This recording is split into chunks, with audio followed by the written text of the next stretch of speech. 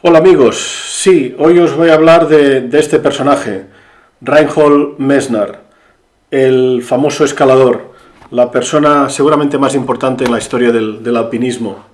Este escalador ha nacido en un pequeño pueblo del Tirol del Sur, actualmente en Italia. Históricamente Tirol del Sur había formado parte del Imperio Austrohúngaro y es una zona actualmente de Italia, pero de habla alemana. Y el padre de Reinhold Messner, que había estado en el ejército alemán, puso a sus 9 hijos, era una familia con 9 hijos, le puso a cada uno un nombre que no se pudiera italianizar, que no se pudiera traducir, porque en la época fascista en Italia a toda esta zona, a cualquier nombre alemán se le buscaba la versión italiana, y a los nombres que se podían traducir se traducían, y el padre de Messner, de Reinhold Messner, decidió poner a sus 9 hijos nombres que no se podían traducir. Reinhold es intraducible al italiano, y así que se quedó su nombre.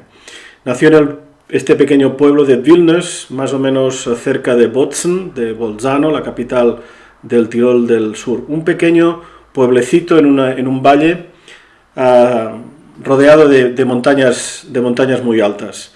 Y esto marcó muchísimo a Reinhold Messner. De hecho, a los 5 años su padre ya le hizo escalar una de las montañas más famosas de los Dolomitas de aquella zona, una escalada que incluso a día de hoy es complicada para alpinistas profesionales. Él ya a los 5 años, su padre un día lo cogió a las 4 o 5 de la mañana y lo subió a esta montaña. Fue su primer gran aventura de montaña. Reinhold Messner es un personaje polémico. En la película que os he comentado, que estaba viendo la carátula, ya lo dice, es una película basada en su vida, donde sale él también hablando. Dice en la carátula que es una película para amigos y para enemigos. Reinhold Messner, con una dilatada experiencia en el mundo del alpinismo y de las escaladas, ha tenido y tiene defensores, pero también ha tenido personas muy críticas con él. ¿Por qué? ¿Por qué viene este motivo de su polémica? Y actualmente aún continúa siendo un personaje del que después os hablaré, de la posibilidad que tuve de poder escucharlo y hablar con él brevemente. Reinhold Messner, como digo, a los 5 años ya empezó a escalar. A los 20 y pocos años, a los 25 años, ya hizo unas escaladas espectaculares en los Alpes franceses que dejó maravillados a muchos alpinistas que nunca habían visto escalar en hielo como lo había hecho él. Y hay un momento en el cual para él cambia su vida y marca toda su historia. Él acostumbraba a escalar siempre con su hermano, con uno de sus hermanos, 2 años menor que él, que era Günther. Y decidieron escalar una de las montañas más míticas del mundo del alpinismo, que es el Nanga Parbat. El Nanga Parbat había sido ya una montaña que se había conseguido escalar, llegar a la cima, pero nadie lo había hecho nunca por la famosa pared Rupal. Es una pared vertical de más de 4.500 metros, prácticamente en vertical. Se considera imposible acceder por esta vía directa a la cima del Nanga Parbat. Se hizo una expedición alemana en la cual formaban parte Günther y Reinhold. Consiguieron los 2 hermanos llegar a la cima por esta vía tan complicada. Esta ascensión a la montaña es mítica en el mundo del montañismo. Hay películas que están dedicadas a esta gran hazaña que marcó la vida de Reinhold y por desgracia también de Günther. Al bajar, Günther murió, tuvo un accidente y Reinhold no pudo hacer nada, y su hermano pequeño, 2 años menor que Reinhold, murió a la hora de descender.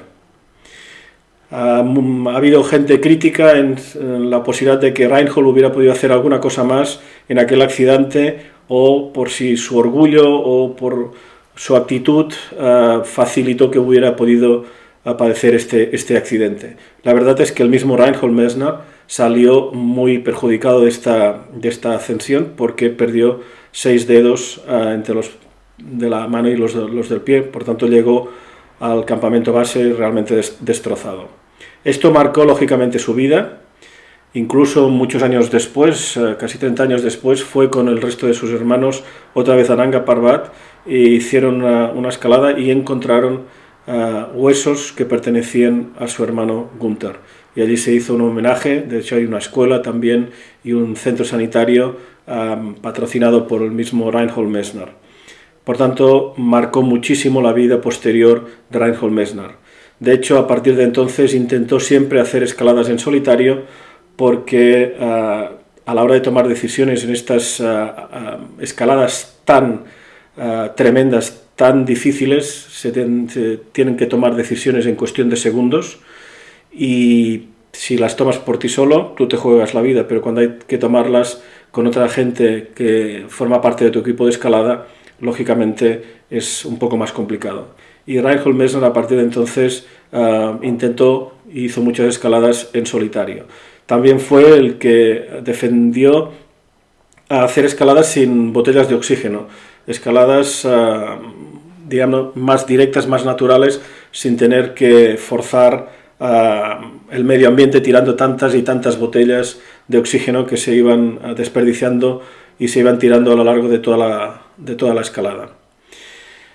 Reinhold continuó escalando, se hizo muy famoso, incluso formó parte del Parlamento Europeo, fue representante del Partido Verde Italiano y fue escogido y estuvo en el Parlamento Europeo defendiendo el mundo de la montaña, de la naturaleza, como os podéis suponer, y a posteriori decidió dedicarse a fomentar el mundo de la montaña, de la nieve, del hielo y de las culturas que viven en toda la zona del Himalaya. Para ello hizo una cosa con su fama, que le había permitido lógicamente ganar dinero. Se dedicó a comprar una serie de castillos abandonados en el Tirol del sur, y en algunos castillos abandonados y en otros que hizo de construcción nueva, les dedicó a cada castillo reformado a algún tema vinculado a las montañas.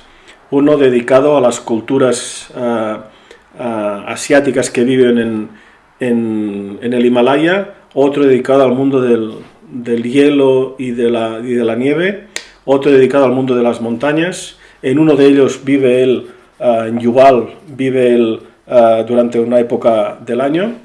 En Sigmundskron, por ejemplo, él también hace presentaciones de libros y algunas conferencias.